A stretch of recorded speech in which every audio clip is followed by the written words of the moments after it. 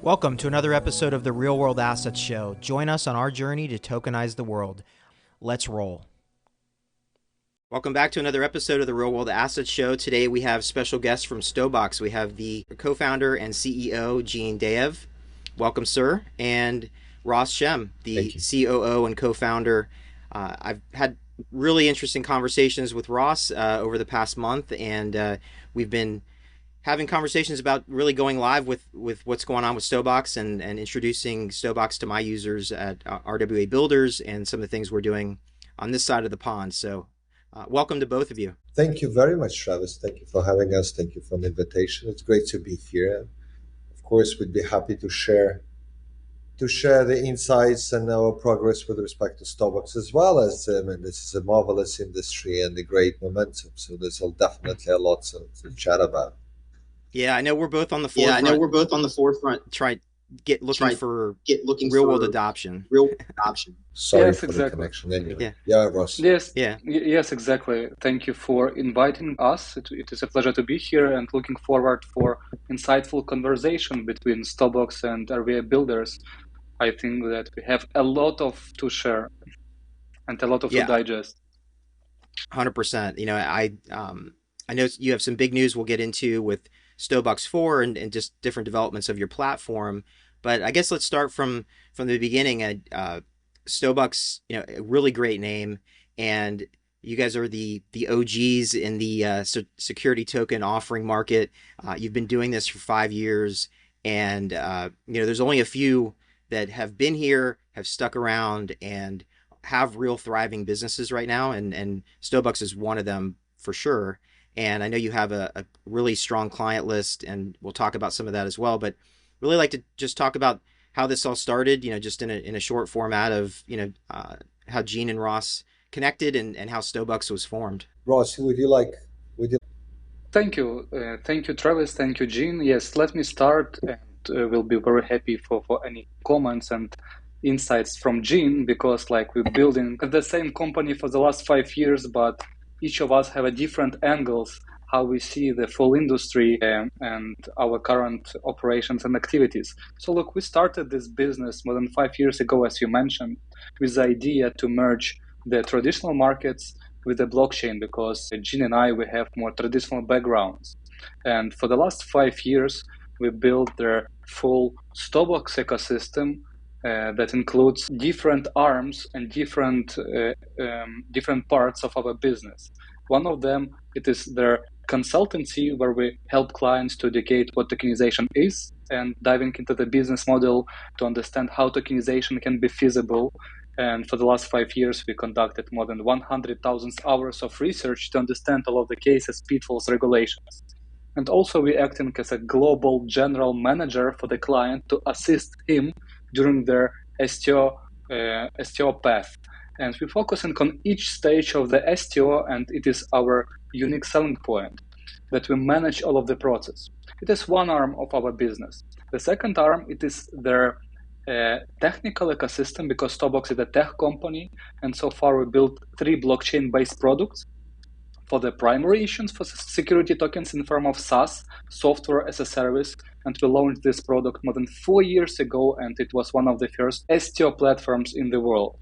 The second platform that we have, the second product, it is the secondary market for security tokens. This product we released more than 3 years ago, and it was one of the first DEXs, decentralized exchanges, optimized for trading, especially of security tokens and tokenized assets. And we conducted the first case of secondary market of security tokens with our clients Landshare using Binance Smart Chain. And the third product that we already built and released more than 2 years ago, it is Soulbound ID. This verification layer where you one-time pass KYC and then can access all of our ecosystem, because it's fully Web3, self-custody through the smart contracts.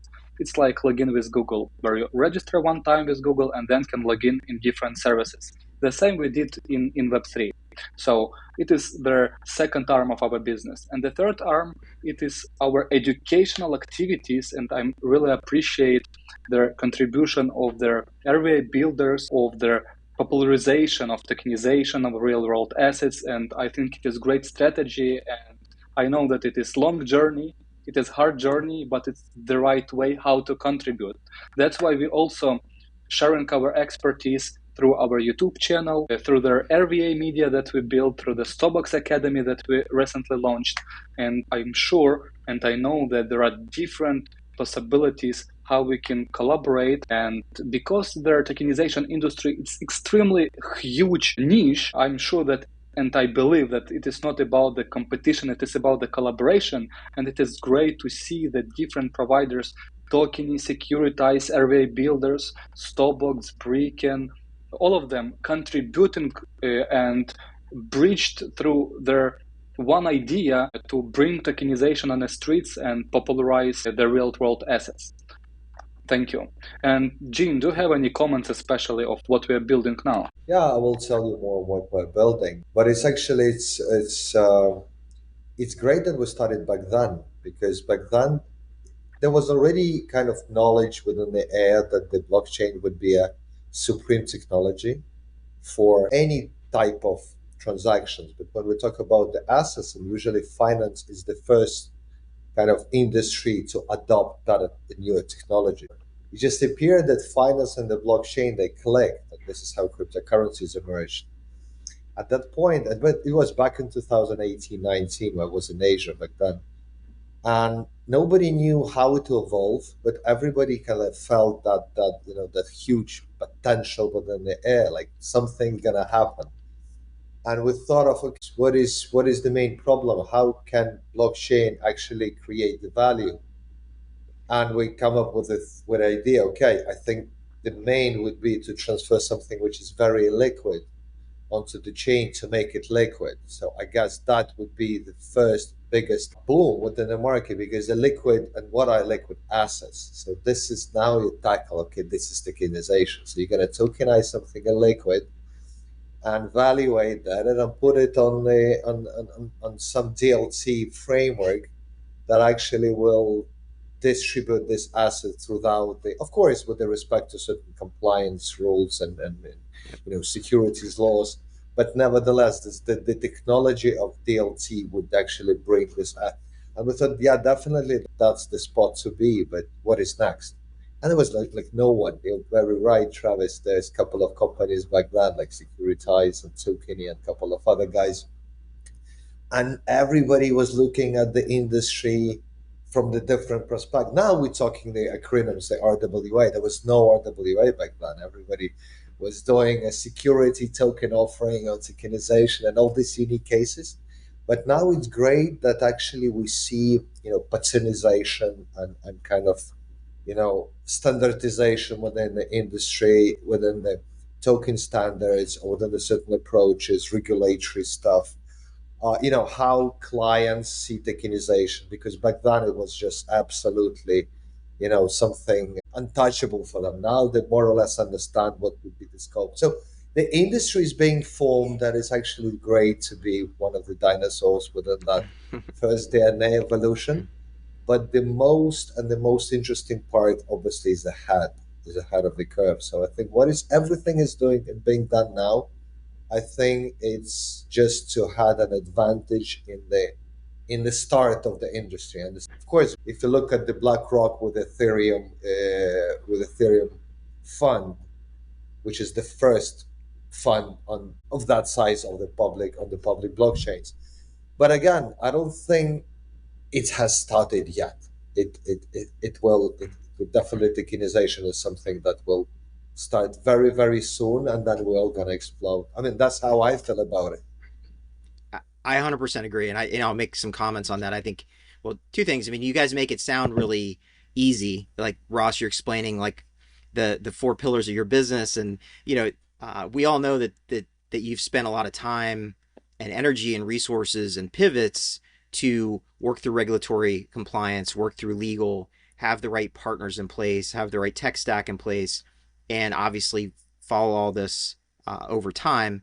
So, I mean, I know that goes without saying, but I think it's important to know that, obviously this has not been a linear path for 5 years. It's been a very jagged path of getting to where you are now, which, as you mentioned, Gene, I think we're going to see this explode. I think as just being an entrepreneur, I see a lot of this quite often. most of the time we're early, we're too early. Right now, like as you mentioned, Gene, like right now is the right time. Like somebody getting into the industry right now is actually coming in at the right time. We were just a little bit too early at that point, but you still have a head start because you've learned and you've put all these things in place.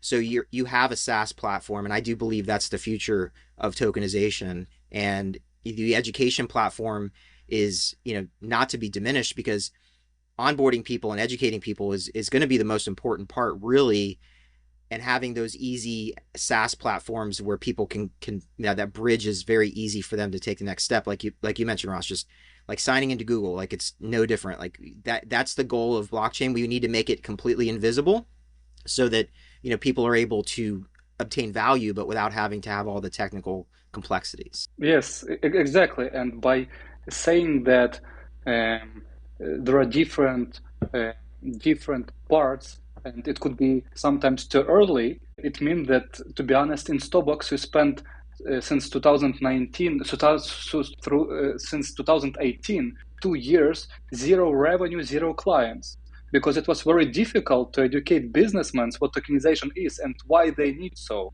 because it was too early. Yeah, you have, your current portfolio is about 55% real estate tokenization, which makes sense. I know your portfolio is probably going to change dramatically, but we know that real estate's the biggest asset class. It is one of the most illiquid, arguably, just because of all the Mhm. bureaucracy, all the paperwork, all the legal structure. So it makes sense why that's one of the first things and why that's your largest portfolio base currently, just because companies like Landshare, you know, getting real estate on chain is a significant overhaul to be able to do that. Yeah, and moreover, it's a very capital heavy market, right? So we're talking about a substantial amount of money, which is more or less valuated. So you can justify the figures behind the brick and mortar. Unlike if you're raising for startups, for example, or in tokenize something which is more of a revenue share, financial instrument. So here you have a brick and mortar, which exactly as I mentioned before, it was illiquid, and even if it may be more or less liquid, definitely it will be within the certain borders of the country. Like we're talking about the US real estate, most probably there is a number of constraints to purchase for investors outside of US if we're talking about the real estate itself. But once we tokenize it, and it becomes global. So that's the exit to DeFi, and of course, real estate would be a thing. It's the most capital incentive markets, and it's one of the most. I mean, on the balance sheet, it's a liquid, right? So that's it. You Right. put it on the from the liquid balance sheet part to the liquid balance sheet part. That's how it works. And just by that, by this, just even though at this point there's maybe limited liquidity, even though it's getting better and better, but evolution takes time, so there will be liquidity solutions. But the way how the market now looks at the tokenization, this is exactly corresponds to our vision, which we were forming a couple of years ago, put it this way. But we see how it's getting a momentum as well. Yeah. And I will comment that why real estate is the biggest implication of the real world assets when we talk about the private capital, because it's also very clear and very understandable for the investors, because everyone around the world know how to invest in real estate and why invest to real estate. And tokenization, it is just the tool how it simplify the process, bring liquidity, one window, one platform through which you can invest. And that's why it is easily to explain for investors why they need to buy this type of the assets. And it is also very important because you can have hundreds of the offerings but zero investors.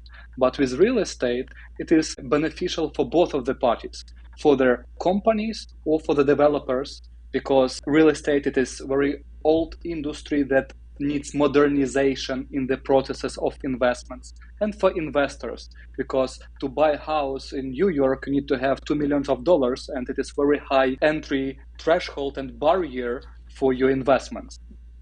Yeah, I completely agree. And I think to your point, I think everybody understands shelter, whether you can afford to buy a home, right now anyway. Everybody understands the value of shelter, so that's why real estate's going to resonate. The only issue, as you guys know, is just as Gene noted. I mean, the adoption curve is still not there yet fully. The people that are investing in tokenized real estate are the same people that typically own regular real estate right now. Maybe they have rental properties and they want an easier way, a less friction way to own real estate because they know how hard it is. I mean, I've owned more than a dozen properties at one point, and as a landlord, I know how difficult it is. I've managed over 100 properties through portfolio, so I'm quite aware of all the friction points of that, how tokenization, for the individual investor changes the game dramatically. Part of that is the education, as you guys know, is a big part of it because people that aren't able to invest in real estate right now are still not fully aware of tokenization, and for the most part. So that's where your academy and your resources come in, where our resources come in, and just this collective voice of distributing the good word about tokenization. I would also try to comment on the following that we are, I mean, tokenization is different to tokenization. There's a different ways how it can be done. And even on a technological level, there, there a number of differences. And every company has their own vision. But we've adopted the vision where, kind of not your keys, not your money.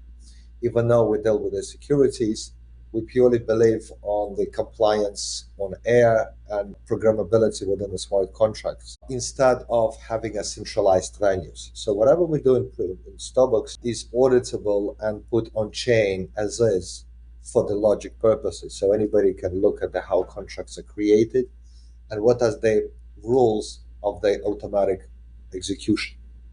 So having that said, we understand that there's a lot of things to build, right? So it's not kind of a Web 2 system, but it's rather Web 3 systems.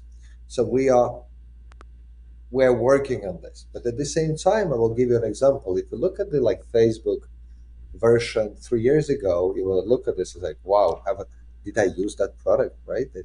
Was it me to tap on the Windows 98?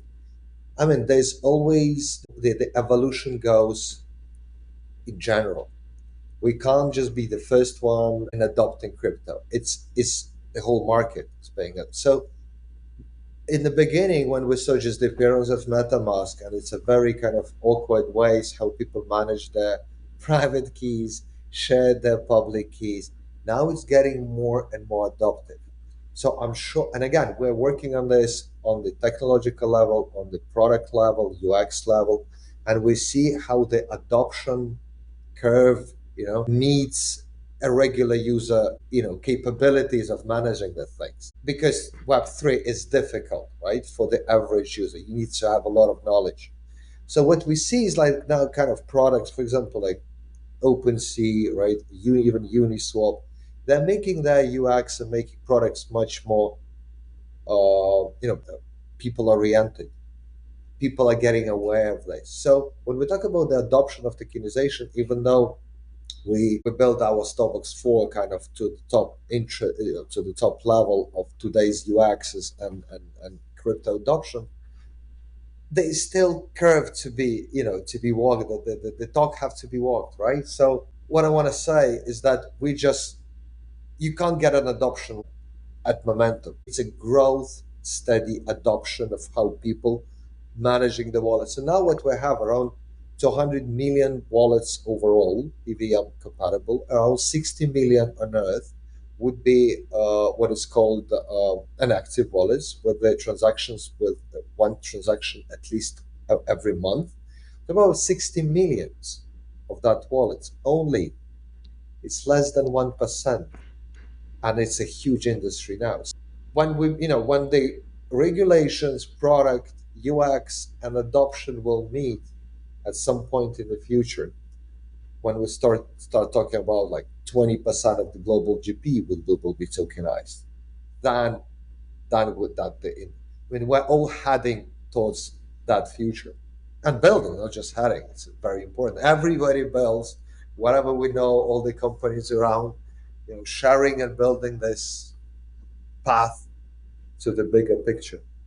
Yes, exactly. And also one of the challenges that I see currently, because tokenization goes mainstream, and anyway, we see more and more tokenization providers, cases, new players, and it means different technologies, different stacks, different smart contract standards. So the current challenge that we're also trying to solve, it is interoperability, where you have a different smart contract standards. And if you will look around the world what's happening in RVA, you will see many cases. But currently, like co-listings and cooperations in the smart contract level, it is impossible because each provider has each standard. Small cases around the world, you will find thousands of them. But in reality, right, when we talk about secondary market and next movements, once primary is done, it is very challenging to breach because it is different technology stack. That's why in Stobox 4 we're trying and will support the main, not only ours proprietary smart contract standard STV2 that we developed more than 2 years ago, but also the smart contract of Tokeny and then many others of providers to provide the like one venue where the co-listing will be possible. And it is also very challenging now, and it is the next level of the adoption. But the cases like Jin mentioned of BlackRock, I think it's like the benchmark of the industry, and it shows that any financial instrument in the world one time will be tokenized.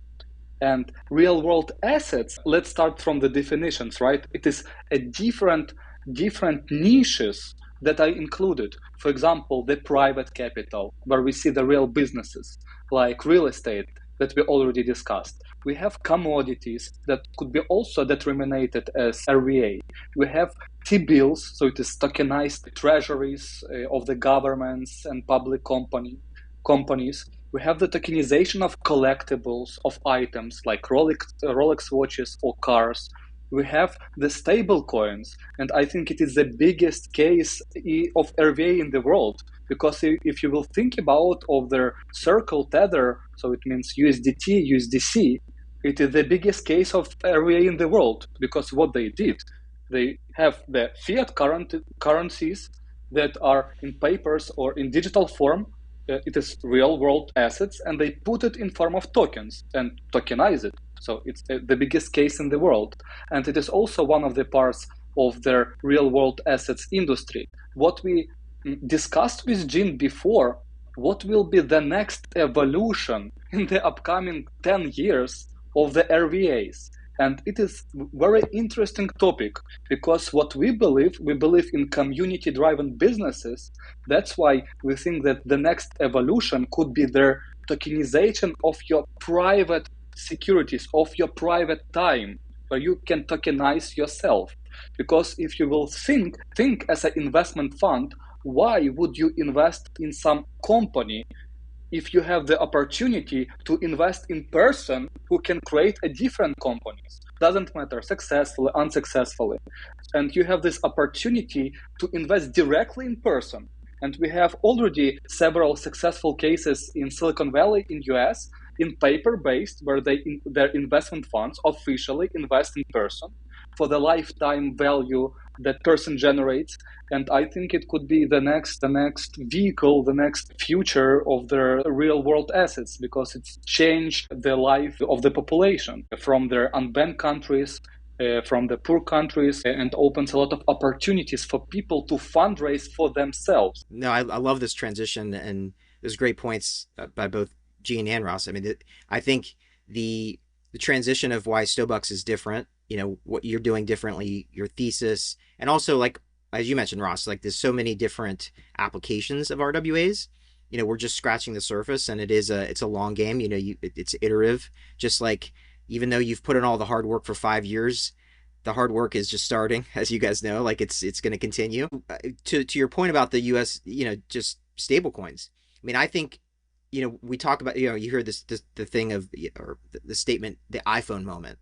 For the iPhone Mm-hmm. moment for people to come on chain, I think for that moment for RWAs, stablecoins are a good use case for this. For example, because we know all around the world, the U.S., even one of the most modernized countries, our inflation, debatably the U.S. dollar might be worth about 92 cents right now. So if we get regular Americans, other citizens around the world, and many countries that are even significantly more affected by inflation, they're learning about stablecoins and they're starting to settle in stablecoins. So I think the bigger picture is not necessarily Bitcoin being the overarching currency, and that's just a hot take. But I Mm-hmm. think it's really about stablecoins. I mean, me personally, when I'm working with companies and go to market and things, I mean, I prefer payments in stablecoins because fiat is, I'm already taking a 10% haircut most likely. So I think that's really an unlock moment, because once people are on chain with stables, then it becomes very easy to see, okay, how am I going to invest these stables? Yes, there's going to be some yield. There are yield bearing stable coins now. That's starting to become a thing. But then it's, how do I get better yield, more predictable yield? Okay, real estate over here. Maybe I have an interest in certain collectibles, like you mentioned, Ross. Like maybe I'm, a big fan of this person that's creating these companies with value. I'm going to invest in their, lifetime value of that person's, productivity. So yeah, I mean, the sky's endless. I've heard you guys talk about this on your podcast recently, just about all these amazing applications, and some more up the risk curve, and some more, kind of like the T-bills are, kind of base layer, so to speak. Stable coins are base layer. But as we start moving up the risk curve, there's so many opportunities as well. No, thank you, Travis. I agree. I would again. This is the main point of turning people onto DeFi. And this is, I think, regardless of the substance, whether it's a cryptocurrency, if it's RWAs, or they can be different reasons why they're even meme coins, right? We don't care. We just need people more on the DeFi side, because the DeFi side, having said that everything will be tokenized, now you have your wallet and you have your kind of vision of rendering your financial, thoughts, right? You're the king, right? You analyze information, you have access to whatever DeFi products. It's all borderless.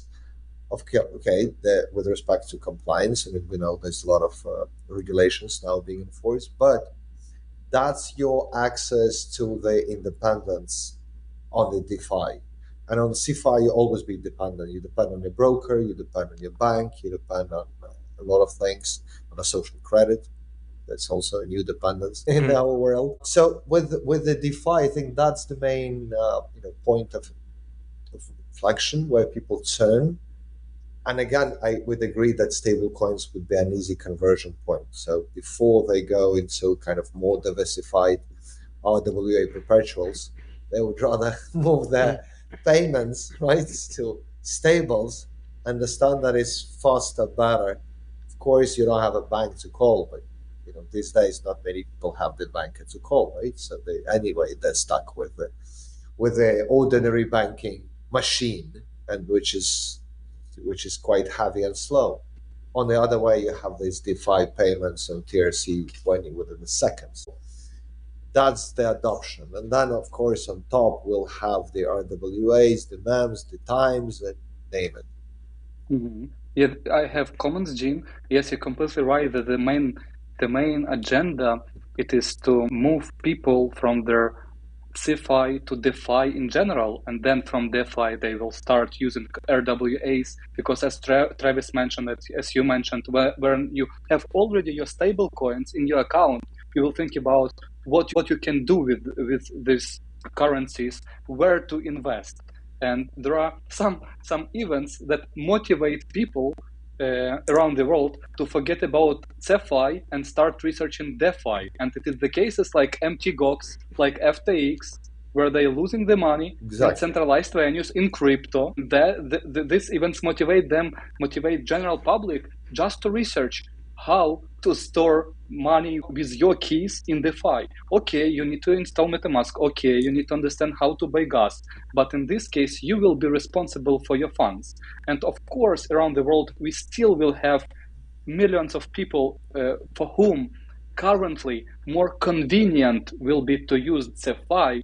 But with this evolution from the technology wise, from the adoption wise that Travis and Jean already mentioned, I think we will see this direction of movement, those people to their decentralized solutions and start utilizing their simplified version of MetaMask or any other providers that will help them to onboard to the products. The same that we have in Stobox 4, because in Stobox 4 it's like I call it Web 2.5, because from one standpoint you have simplified process of onboarding. You need to have the email and password, but then you will be attached by MPC non-custodial wallet, where the half of the private key will remain to the provider, for example, Fireblocks, and the half of the private key will remain by user.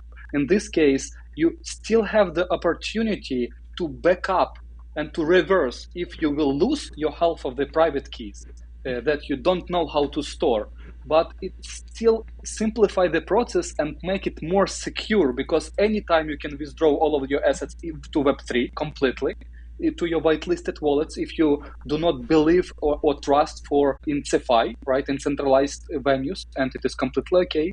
But you have this layer of protection. So it's like non-custodial, but half of the private key remains by the user and the half of the Fireblocks. And I think that with evolution, with such as solutions, it will additionally help everyone to onboard people around the world for different products, including real world assets. Yeah, and including Also, yeah, go ahead, Gene. yeah, sorry, I just want to add, we always miss the guys who are about 2.5 billion people, and this is people who are back. And we talk about the switch from CFI to DeFi, which is perfectly fine. But what about people who have never been to CFI before, right? We're talking about 2.5 billion people that most probably within the next decade will have an access to whatever phone. It's an Android, iPhone, I don't care, but it will be a wallet there. It will be any sort of identity attached, and there will be some sort of tokens, most probably stable coins, and there'll be plus 2.5 billion people into the game. So that's that's a lot. That's massive, yeah. And to your point, 2.5 billion people, many of them, as you know, are connected with a smartphone already, which is the irony. Like they have a smartphone. Not all of them maybe are fully compatible, or there's certain other regional issues potentially, but from the sense of technology, that technology is much closer to this adoption curve of bringing those people directly into DeFi versus CeFi. And many of the reasons they aren't in CeFi is not because sometimes it's trust, sometimes it's the government, as you know, sometimes it's just a barrier. The CeFi institutions don't want someone that doesn't have a Yep. certain net worth, and it's unfortunate, but that's just the way it is. But I think that was a perfect transition too, Ross, of just talking about, I think the future is this non-custodian, your keys, your wallet, but then having the Fireblocks type solution where you have an MPC, excuse me, you have a little bit of peace of mind, Mm-hmm. from having Exactly. that wallet extraction. And I think that is really the future, again, of just another thing, as we've been talking, the motto here of just how do you get the adoption?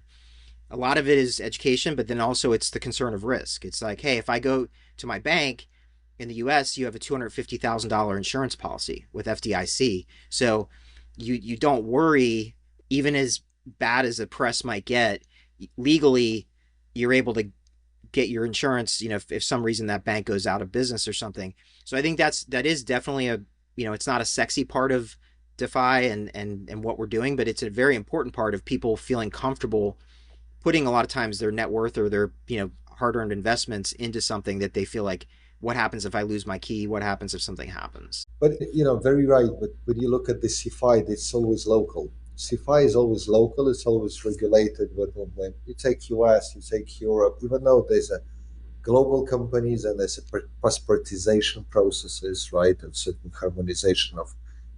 Nevertheless, if you have an account with the Chase Brooklyn, right, that would be a different story. If you're having, I don't know, in Wells Fargo's in somewhere.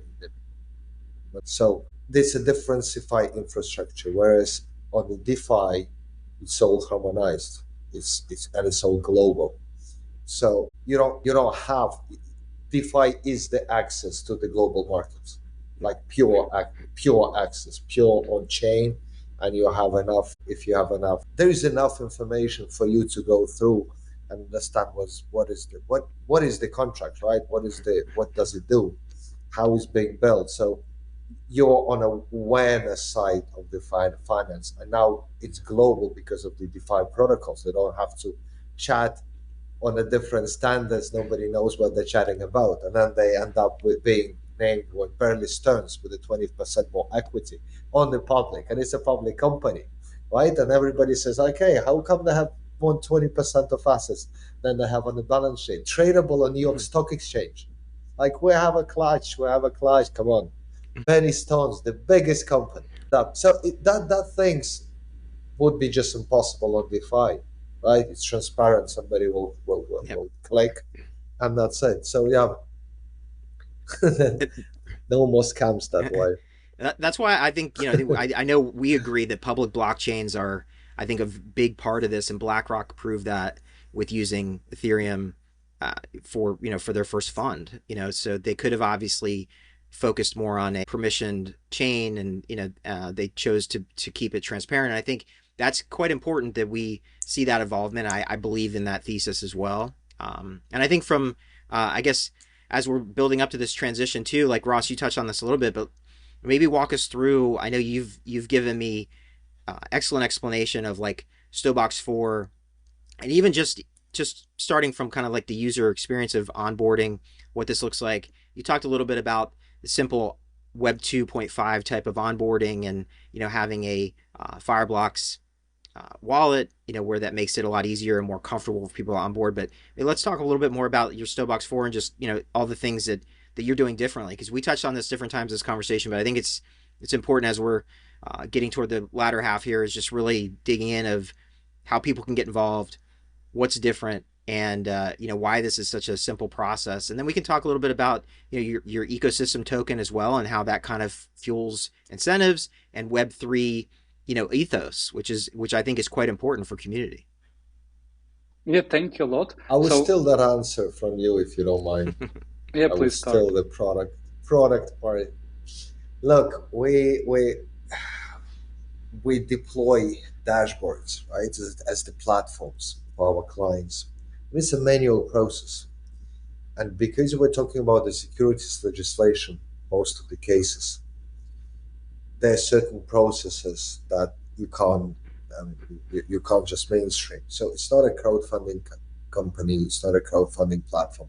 So we have to deploy software for all of the clients. And even though we optimize this process, every client meets certain challenges because there's a corporate side of management where you manage your securities, and there's an investor side. So given the fact that it's all Web3, you would have your own investors, and the company would have their own investors, and you will have the same problems or same benefits as they.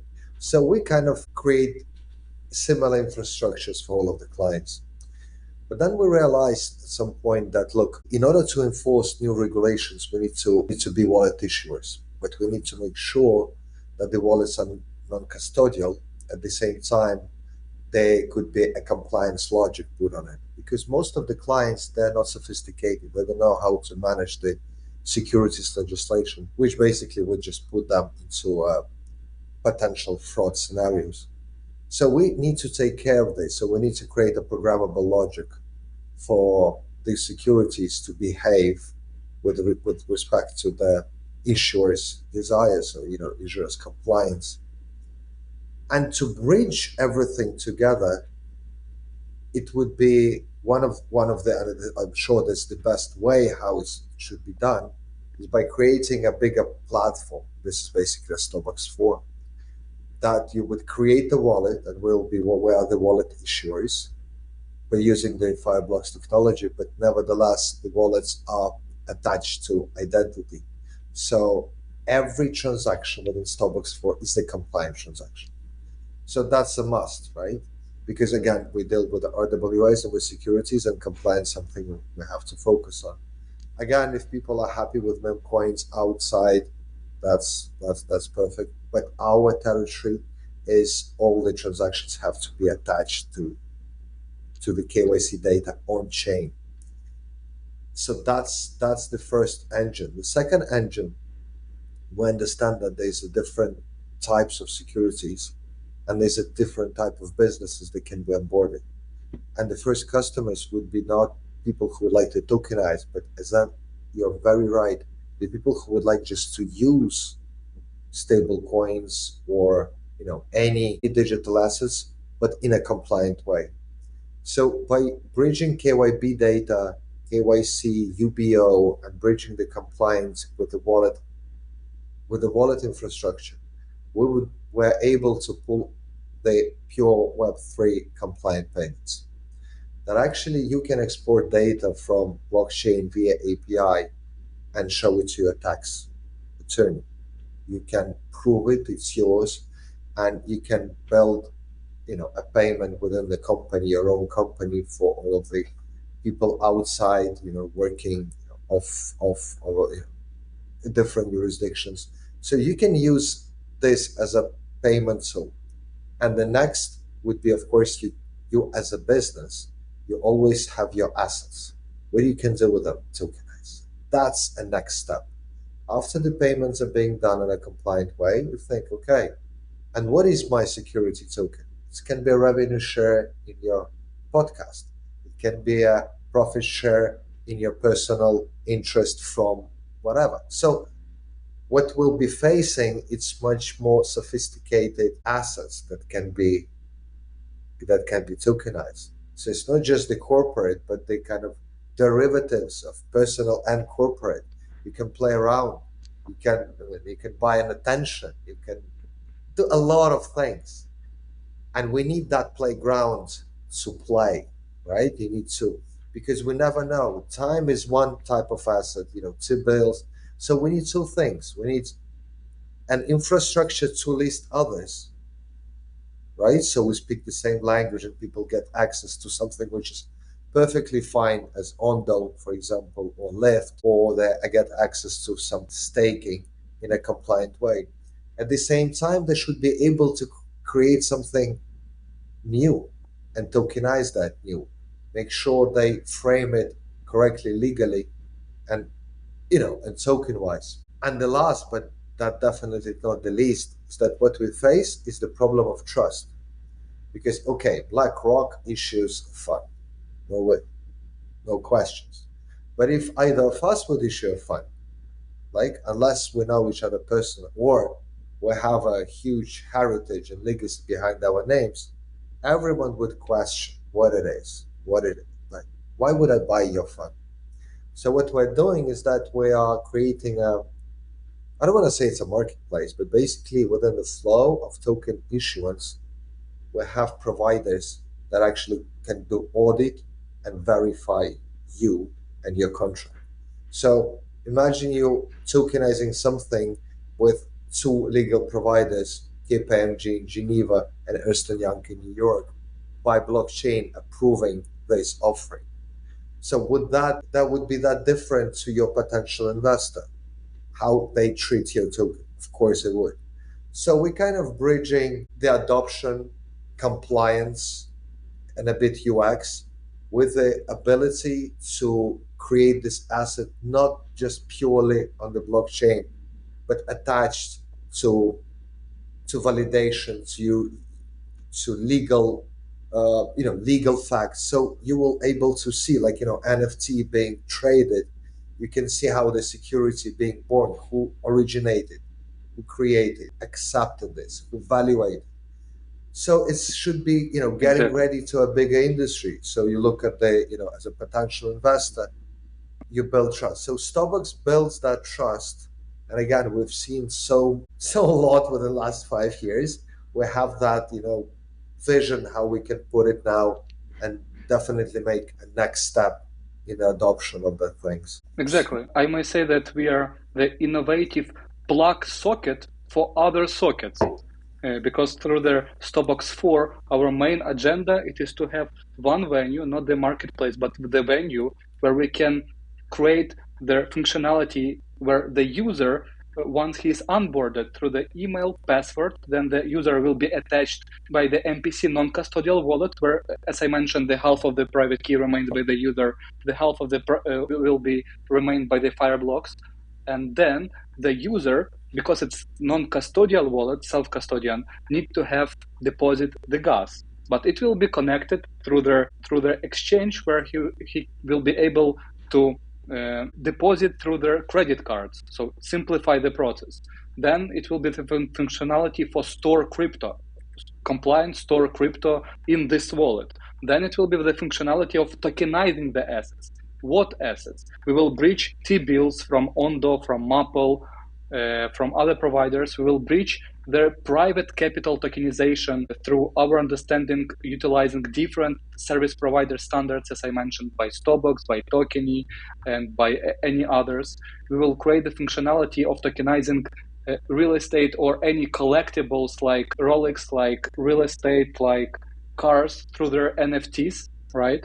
And we have this plug socket, and when I'm saying so, I mean that it is perfectly fits with integration with different providers. For example, we utilizing the expertise of the teams like chain analysis, like Arbitrium, like EuroS Statis, the biggest Euro stablecoin, like IDOS that will do the verification, like Fractal ID. So all of these guys will be in one click integrated with our solution, and it means that through the Stobox 4 you will have one window through which you can store crypto, tokenize your assets, buy the gas for your transactions, then stake your currencies, and in this case you will remain the user of Stobox and be in one platform to use and utilize all of the digital assets.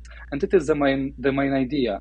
And you, Travis, touched very important point about the risks, right?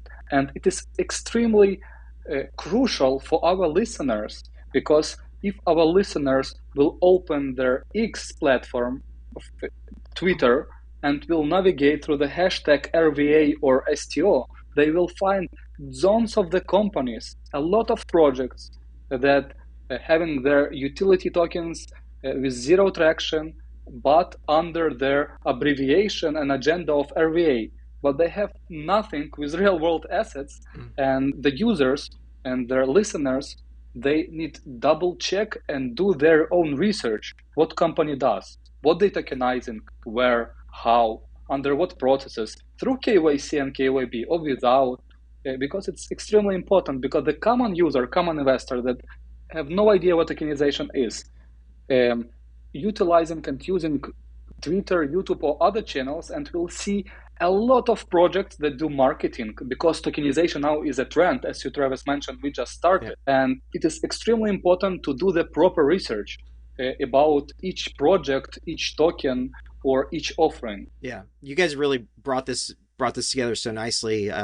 Hearing the bigger picture, how Gene you described that, and how Ross how you kind of associated that with the socket and the window into into Web3. I think that this, you've been on the front lines for 5 years, so you see this evolution where a lot of the projects, as you mentioned, Ross, they're in the phase right now where they're literally manually tokenizing things one to one.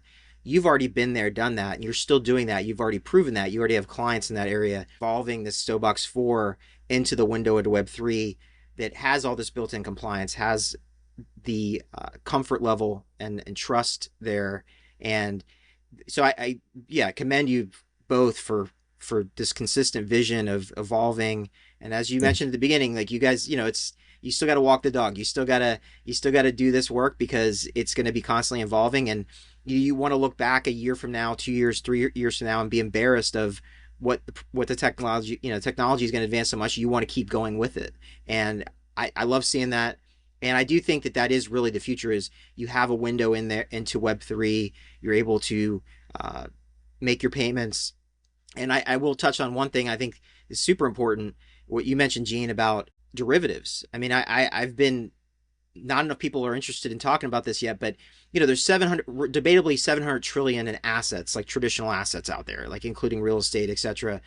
But that doesn't count any of the derivatives. You brought up excellent examples where in Stobox 4, in these new Web3 applications where you can, to your point, Ross, investing in a person, investing in all these things, the derivatives market is going to be 4, 5, 6x or more of what the existing market is. So the tokenization of all of this stuff, as we know, I mean, it's early and it's going to take a long time, but it's exciting to talk about. But I mean, it's significantly bigger than the 700 trillion that traditional assets fit under. So I commend you guys for building this, and I do think that derivatives is actually potentially a bigger storyline. In soon, it will be. Absolutely. I will just comment on the following. If you look at the, and it's very simple when you just look at this, right? You take time, and this is the asset that you can't mint more. That definitely within your life that the asset that increase the value, and you definitely is looking after that asset, right? So by tokenizing 1,000 hours, and I would just give you an average example. Like there's a lot of people moving. It's not just economic movement. It's due to some sort of negative global effects. For example, they move countries. An average hour of an IT person, just give it $40. So $40,000 just by tokenizing 1,000 hours, which is less than 6 months of a full-time job, would be a very good substitute to nothing because banks not going to support these people anyway. Friends and family they shrink, and some not may not be a very healthy way of phrasing that aid. And this is a very economic. You don't donate to a person, but you rather buy an asset out of him, and if it's properly insured and then put on the financial rails, we pay developers, we pay marketing fees in hours. Why don't we use that as the collateral in the first place? Because they already get paid, so these hours can be minted and redeemed. That person is the value of the hours they increase with the education they put in their brains. My value, my investment into people's time, they increase in the long run. I mean, of course, there's certain limitations to where we have finite, we have finite time. But I mean, you're very right. So if you look at this concept, and it's already, we don't just even think how it's close, because we're already charging our based on time. We pay programmers, we pay a lot of things, lawyers based on time.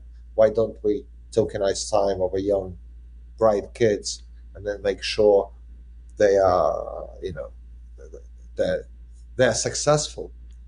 So yeah, derivatives and the new asset classes definitely will be a new paradigm of, again. And once we at some point we'll put the AI on the blockchain, and humanity will put this will create a new economy of that blockchain avatars.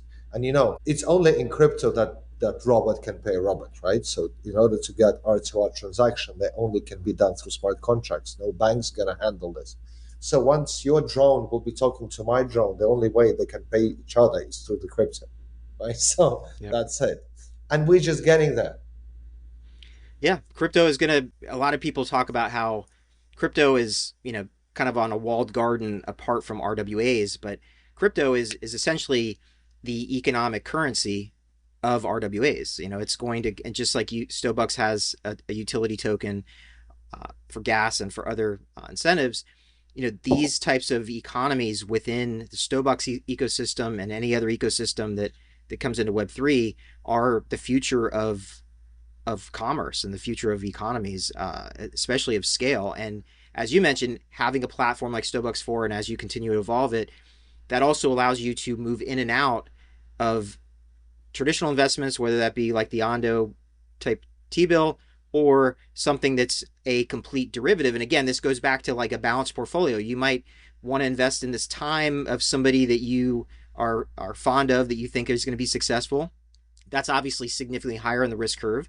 And then you can be in the Ondo, one of their funds or super states funds, and those are Yep. another ways to, to obviously have like a predictable yield, that you're going to know you're going to get. So this has been a really amazing conversation. I always like to geek out on these things and just kind of talk through all the where we are now, where we're going, and it's really nice to see Stobucks is on the front lines of this, and commend you both for doing that. As I mentioned earlier, as we're wrapping up, what last words do you guys have? And I'll certainly let people know to visit Stobox.io, Stobox.io, and really get involved if you're not already. And projects specifically looking for tokenization, and they're looking for a platform that has done this before and already has a significant number of vettable and successful clients. Should look into Stobucks for sure. Thank you, Travis, for your kind words. Thank you very much. Now, for the last words, I would say, guys, it costs you nothing to get educated in this domain. You can always contact us, jump on a call with us, see how can leverage tokenized assets in your business. It's even though it's every case is very unique, and we're very open to, we have clients through all 5 continents within different industries. So we have some experience in what we're talking about and we're building. So just give us a call, and we'll definitely help you in understanding how things can be tokenized and what would be the benefits for your business. Exactly. So I might say that my advice will be the following: that start researching about the tokenization. If you're the investor, if you're the corporate, if you're the company, because you still have the opportunity to be one of the first and get all of the benefits and gains of your activities.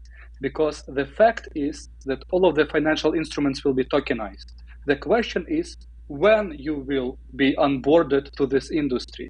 And now you still have this opportunity to get all of the benefits, because as we may know that the biggest gains are in the beginning, where you are the first of the adopters, and you can use some services, some technologies, some assets, and get the benefit from the gains. So start researching about it. Please following their RVA builders, the podcast research about the industry. Visit Stobox Academy, RVA Media to be educated, and we'll see you onboarded in RVA. We will. Yeah, and being 5 years in the market, and once you love that thing, you no longer work a day. Love with RWAs. That's why it's doing. That's why we're just having a chat rather than walking. Well said, Gene. Well said, Ross. And I will end this web by saying that, as we know, like these kind of conversations are important in moving the industry forward. And even though you've been doing this for 5 years and you've been very successful, you both are very reachable. You're both very much interested in having conversations with people, as you mentioned, Gene and Ross. You obviously could be harder to get to and be less interested in talking to people and getting the word out, but that's actually not the case at all. And I love the transparency. I love that you're accessible and available. And it's been an amazing conversation. Look forward to having you guys back at some point soon to talk about the new developments, and as we have more of Stobucks 4 in the market, we can talk more about how that's impacting RWAs and onboarding crypto users. Absolutely, we will be unwrapping Stobucks 4 together. So we'll definitely. Beautiful. Talk soon. Thank you very much. Thank you a lot. Thank you very much, Travis. All the best. Ciao. Same to you. Ciao. And that's a wrap for this episode of the Real World Assets Show. Thanks for joining us on our journey to transform the future of finance, one asset and token at a time. For more insights, visit us on the web at rwa.builders. I'm Travis John, and I'll see you on the next episode.